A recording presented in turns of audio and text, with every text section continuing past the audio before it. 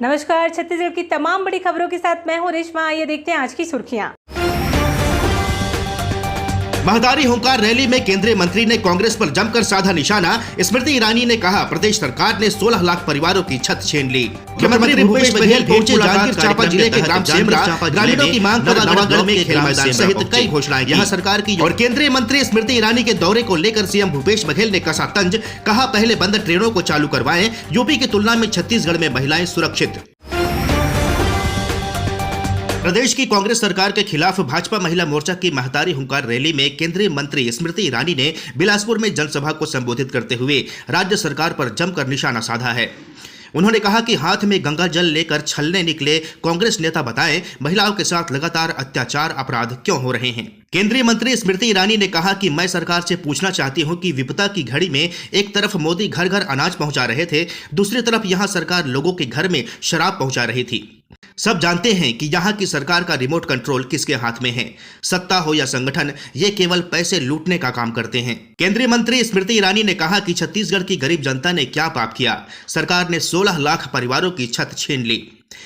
प्रधानमंत्री आवास योजना का लाभ पूरे देश की जनता को मिल रहा है, लेकिन छत्तीसगढ़ की कांग्रेस सरकार ने इस योजना को ही बंद कर दिया है। जनसभा को संबोधित करने के पहले मंच पर महिला नेत्रियों ने केंद्रीय मंत्री का फूल मालाओं से स्वागत किया। मंच पर प्रदेश अध्यक्ष अरुण साव, सांसद सरोज पांडे, केंद्रीय मंत्री रेणुका सिंह, डॉक्टर रमन सिंह समेत तमाम नेता मौजूद रहे। जनसभा में प्रदेश भर से हजारों की संख्या में महिला मोर्चा की महिलाएं शामिल हुई। जनसभा से पहले 3 किलोमीटर लंबे रोड शो में केंद्रीय मंत्री स्मृति ईरानी का जगह जगह स्वागत किया गया। मुख्यमंत्री भूपेश बघेल भेंट मुलाकात कार्यक्रम के तहत जांजगीर चांपा जिले में नवागढ़ ब्लॉक के ग्राम सेमरा पहुंचे।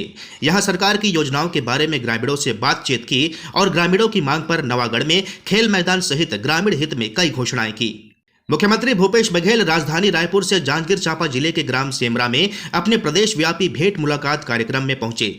यहां उन्होंने ग्रामीणों से रूबरू होकर सरकार की योजनाओं के बारे में ग्रामीणों से चर्चा की और फीडबैक लिया। भेंट मुलाकात कार्यक्रम के दौरान विद्यार्थियों ने प्राचार्य की शिकायत सूबे के मुखिया भूपेश बघेल से कर दी, जिस पर मुख्यमंत्री भी बिफर गए और तत्काल निलंबित करने का आदेश दे दिया। साथ ही शिकायत पर क्लर्क का भी ट्रांसफर करने का निर्देश अधिकारियों को दे दिया। ग्राम सेमरा में ग्रामीणों की मांग पर मुख्यमंत्री भूपेश बघेल ने कई घोषणाएं की। नवागढ़ में खेल मैदान, ग्राम सेमरा में सीसी रोड और ग्राम धुरकोट में सरकारी बैंक की शाखा खोलने और नवागढ़ नवीन महाविद्यालय के नाम को परिवर्तन करते हुए लिंगेश्वर महाविद्यालय किए जाने की घोषणा की। सीएम भूपेश बघेल ने जांजगीर चांपा जिले के लिए रवाना होने से पहले विभिन्न मुद्दों पर मीडिया से बातचीत की। सीएम भूपेश बघेल ने केंद्रीय मंत्री स्मृति ईरानी पर तंज कसते हुए बंद ट्रेनों को चालू कराने की बात कही। साथ ही कहा कि स्मृति ईरानी को उत्तर प्रदेश जाकर वहां के हालात जानने चाहिए। बता दें कि केंद्रीय मंत्री स्मृति ईरानी छत्तीसगढ़ दौरे पर हैं। बिलासपुर जिले में भारतीय जनता पार्टी के हुंकार रैली में शामिल होने पहुंची स्मृति ईरानी के छत्तीसगढ़ दौरे को लेकर मुख्यमंत्री भूपेश बघेल ने जमकर निशाना साधा है। उन्होंने कहा कि पहले तो बंद ट्रेनों को स्मृति ईरानी चालू करवाएं। सबसे ज्यादा ट्रैवलिंग तो महिलाएं करती हैं। स्मृति ईरानी जी को तो बताना चाहिए कि भाई ट्रेन क्यों बंद है, क्यों महिलाएं यात्रा नहीं करती। सबसे ज्यादा महिलाएं यात्रा करती है ट्रेनों में और सबसे सुविधाजनक और सस्ता है, और उसको बंद करके रखें। स्मृति ईरानी जी आई हैं तो जरूर इसमें सुधार होगा। सीएम भूपेश बघेल ने कहा कि छत्तीसगढ़ की तुलना में उत्तर प्रदेश में जाकर देखें। उत्तर प्रदेश में महिलाओं के ऊपर हो रहे अत्याचार समझ आ जाएंगे। यूपी में महिलाओं के साथ किस तरह से अत्याचार हो रहा है वह किसी से छुपा नहीं है। और रही बात छत्तीसगढ़ की, तो प्रदेश में कार्यवाही तत्काल हो रही है और यूपी की तुलना में छत्तीसगढ़ की महिलाएं सुरक्षित हैं। और झलियामारी कांड, सारकेगुड़ा कांड, अखोड़वा कांड, गर्भाशय कांड, नसबंदी कांड, इसका जवाब देना चाहिए।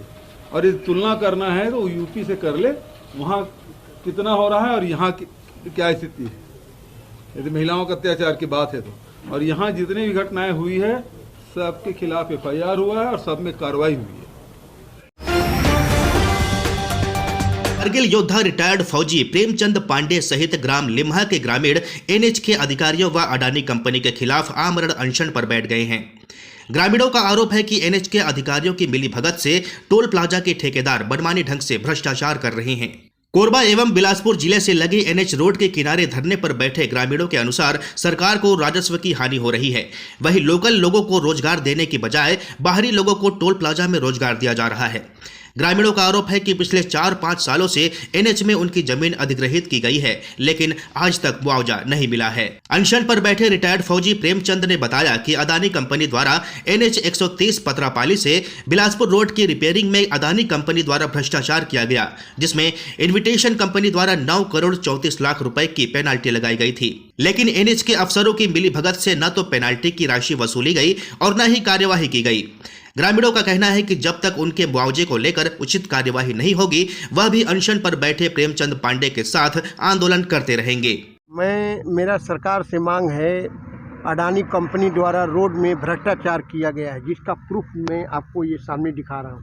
इसके ऊपर इन्होंने कोई कार्रवाई नहीं किया हुआ है और टोल प्लाजा में अफसरों और टोल प्लाजा के ठेकेदार द्वारा मिलकर मेन पावर में घोटाला कर रहे हैं और 100 की जगह 50 आदमी को रख के काम चलाते हैं और 50 में आपस में पैसा बांट लेते हैं और हैंड मशीन चलाते हैं। ये इस पॉइंट के लिए। और कोरबा में भू अर्जन के मामला में उन्होंने NHI के अधिकारी द्वारा अलाइनमेंट करवा करके वो किया गया, घूस लिया गया। NHI के अधिकारियों पर कोई कार्रवाई नहीं हुआ, केवल राज्य सरकार के अधिकारियों पर SDM, पटवारी, इनके ऊपर गांज गिरी, जबकि उतना ही सजा का हकदार बनता है NHI के भी अधिकारी। केंद्र सरकार अपने कर्मचारियों को बचा ले रही है, राज्य के माथे ठिकरा पड़ रहा है।